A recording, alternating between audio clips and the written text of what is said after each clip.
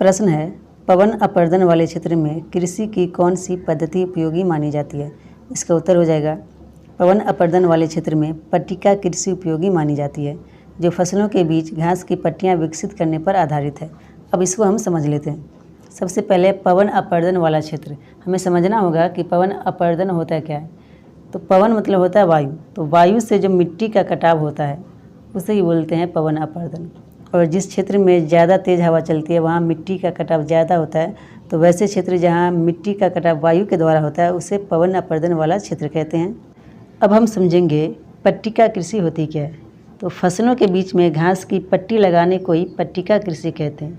अब यहाँ इस चित्र में देख सकते हैं आप कि फसलों के बीच में कई सारी पट्टियाँ लगी हुई है घास की, और ये जो पट्टी है घास की यही वायु अपर्दन को रोकता है, मतलब मिट्टी के कटाव को ये घास की पट्टी रोकता है। अब हम सोचेंगे कि ये जो पट्टिका कृषि में घास की पट्टी है ये वायु अपर्दन को कैसे रोकता है, वायु से मिट्टी को कटने से कैसे रोकता है।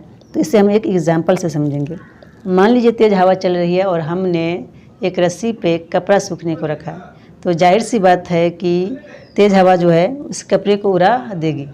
लेकिन एक रस्सी पे हमने कपड़े में चिमटी लगा कर रखा है, तो अब जो हवा है वो उस कपड़े को उड़ा नहीं पाएगी।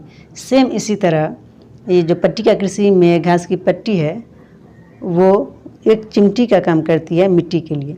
घास की जो जड़ होती है वो मिट्टी को कस के पकड़ती है, और जब वायु तेज़ चलती है या हवा जो है वो तेज़ चलती है तो मिट्टी को उड़ा नहीं पाती है और मिट्टी का कटाव नहीं हो पाता है। इसलिए जहाँ भी तेज़ हवा चलती है वहाँ पट्टिका कृषि की जाती है। तो अब समझ गए होंगे आप कि वायु अपर्दन वाले क्षेत्र में पट्टिका कृषि क्यों की जाती है।